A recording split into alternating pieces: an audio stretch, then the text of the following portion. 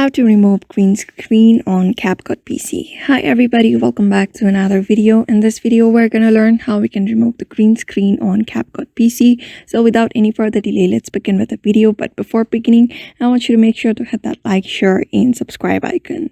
So first thing first, you need to open up your CapCut onto your PC.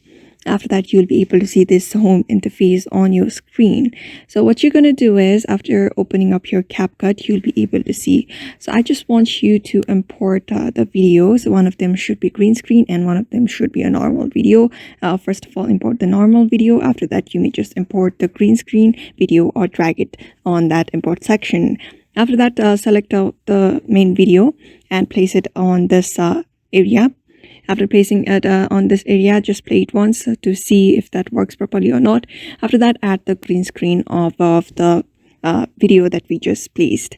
After that, you'll be able to see this green screen video. So what you're going to do is adjust it according to your preference, like where you want to keep the green screen to.